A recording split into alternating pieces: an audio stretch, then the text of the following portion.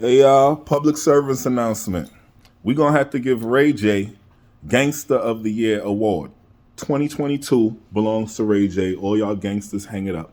Welcome to another episode of Thoughts of Rambling Mind.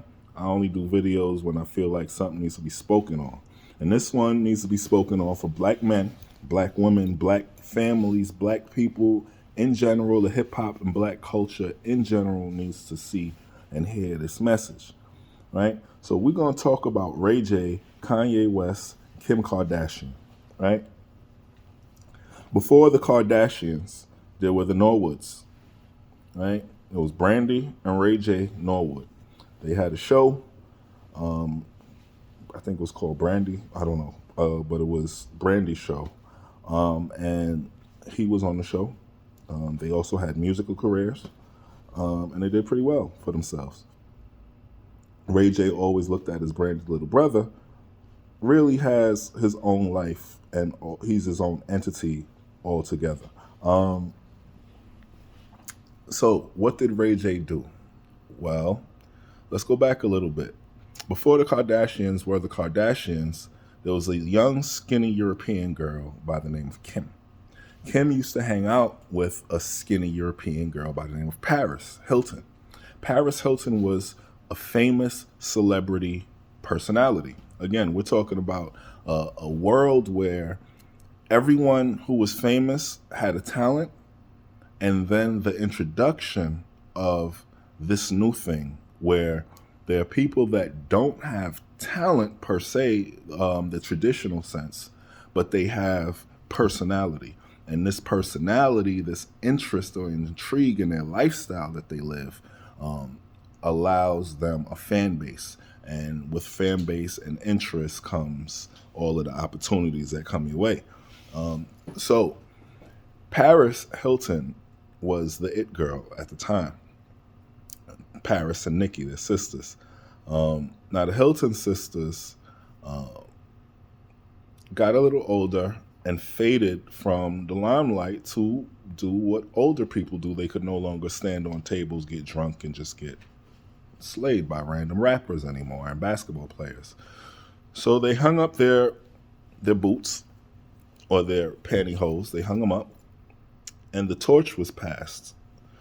And it was passed to Nicole Richie, Lionel Richie's daughter, believe it or not. In the circle was a little homely girl who no one paid attention to, and her name was Kim Kardashian. Now, Kim Kardashian longed for this spotlight, but she couldn't get the attention that she was seeking. Well, unfortunately for Miss Paris Hilton, while she was on her road to betterment and maturity of herself, she was dealing with a guy, and I guess she trusted the guy. And as the story goes, they made a private sex tape. This gentleman took the tape and sold it to a pornography website, and it became the biggest selling porno in history. I want to say in history, but I'm gonna leave exceptions for Pamela Anderson Lee's porn tape. But I believe it's called Summer in Paris or Spring in Paris, something in Paris. This sex tape, I believe, was the highest ranking sex tape of its time. So Paris Hilton, not wanting this attention, was devastated by the sex tape and completely disappeared from the limelight. Shortly after that, Kim Kardashian, wittingly, unwittingly, intentionally or unintentionally, and Ray J had a sexual encounter,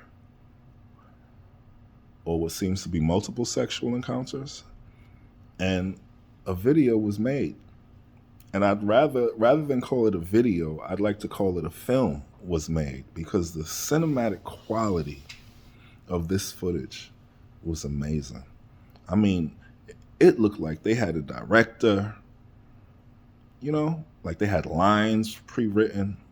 It looked really, really pre-planned, choreographed, but I don't know that for sure. So we'll just say a tape was made and somehow it was released. Now there was never a complaint about the release. There was never any talk about Ray J violating the privacy of that intimate action, right?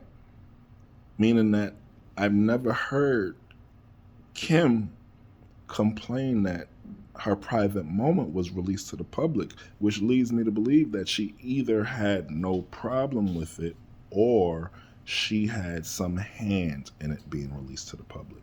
But again, I don't know that for sure. This is strictly speculation.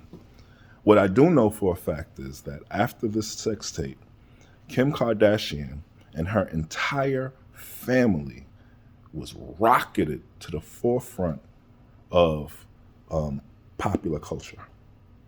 Kim Kardashian became the new it girl. And everywhere you saw Kim, she was with a new basketball player, a new rapper, or something of the sort. So, we're going to fast forward 10 or so years, and Kim Kardashian is now a married woman with children, married to Kanye West. And in the process of being married to this man, she's tried to put that past behind her. And this brings me to Ray J. Because what has been discovered is that one film that we saw all of those years ago was not the only film made. There was a second film with a second tape that was made. And Ray J is going to get the Gangsta Moment of 2022, Gangsta Moment of the Year award. Why? Because he handed that tape over to Kanye West. As a man, as a black man, as a father, as a person with children on this earth who have to see your legacy, and as a fellow celebrity who understands the wildfire that would be caused and that is caused by celebrity scandal. You see, there's no question of the status of Kim Kardashian. She is by far one of the top 5 influential women in the world. She is one of the top 5 most viewed, most searched women in the world. There's no question about that. Whether you put her at 1, 2, 3, 4, 5, it's up to you. I will not debate that.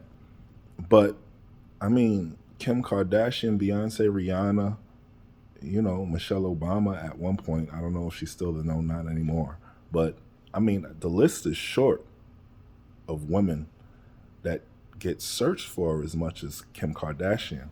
So the amount of wealth, the amount of income, the amount of money that Ray J would have made by selling this footage, exploiting this situation to the fullness that he could have, man, I have to commend him for not doing it. I don't know how many people would have that strength. I honestly don't know if I would have the strength. The position that I do know, I wouldn't have the strength, because the position that I'm in, I can't afford to pass up meal tickets. So Kim Kardashian and Kanye West would have suffered heavy embarrassment, and their children would have to deal with those images and that storyline for generations to come, or years to come at least, because my morals would not stop me from taking full advantage of this situation. The fact that I would take full advantage of the situation doesn't miss me how I should be judged for that stance. The only solace I have that I do take the stance that I would take advantage of the situation is that I don't think that my position is common. As a matter of fact, I think that my position is the same position that the majority of the world would take. So that being said, although I'm not a follower, I don't feel like I'm going outside of social norms by saying that I would exploit footage of that nature if I could. So I have to give Ray J Gangsta of the Year, not only for what he did, but for why he did it. You see, we as black people have to understand the unity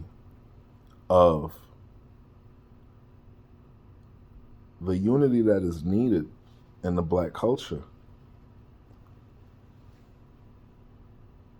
Kanye and Ray J have spent years on different sides of the fence. They're not friends, and they're not friends because they share a common history. And they share a common history, and Ray J, for a good part of that common history, was not as gracious as he is now. I mean, he made a song called I Hit It First, right? So I'm going to shout out to Ray J one more time. And I'm going to say thank you, my brother, for being an example of what true black excellence is. Thank you, my brother, for being an example of being responsible for a family, whether it's yours or another's. Being responsible for not destroying a black man, not tearing down a black man, not tearing down a family. Especially at a time when they're going through some things. And any waves in the boat, you know, they might cause problems that we're not ready for.